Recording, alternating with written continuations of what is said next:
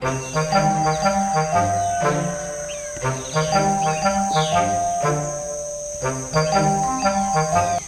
গ্রামে একটি ছাগল ছিল। ছাগলটি ছিল কিছুটা চালাক আর কিছুটা বোকা। সে চাইতো তার একটা সঙ্গী থাকবে। সে সবসময় সঙ্গীর সাথে খেলা করবে, হাঁটাচলা করবে, ঘোরাঘুরি করবে, এভাবেই দিন কাটাবে। একদিন সে তার মালিকের উদ্দেশ্যে বলল, ব্যা ব্যা ও বুড়িমা, আমার তো একটা বন্ধু চাই নাকি? আমি সারাদিন কি একা একা চলবো, একা একা থাকবো? ওরে বাবা, হতভাগা ছাগলের কথা শোনো, ওর আমার বন্ধু চাই। যা, এখান থেকে পালা বলছি, শিগগিরই যা।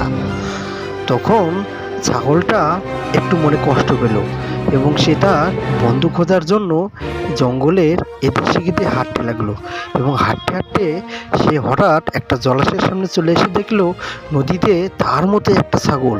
সে ভাবলো, এ আমার বন্ধু হতে পারে, একে যদি আমি বাঁচাই তাহলে এর সাথে আমি খেলাধুলো করতে পারবো এবং হাঁটাচলা করতে পারবো। যেই ভাবা সেই কাজ, সে নদীতে একটি লাফ মারলো এবং লাফ মেরেই তো ফেসে গেল। সে পানি থেকে আর উঠতে পারে না। ওদিকে একটি শিয়াল এগুলো সব দেখছিল এবং সে সহজ শিকার মনে করে ছাগলটিকে খেতে আসলো।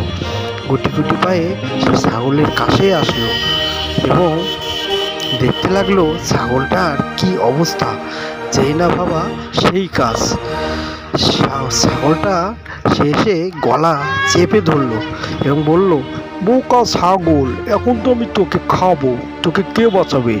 তখন ছাগল প্রাণের দায়ে জোরে জোরে ডাকতে লাগলো, ব্যাহ ব্যাহ করে, এবং তার ডাকটা অনেক ভয়ানক শোনাতে লাগলো।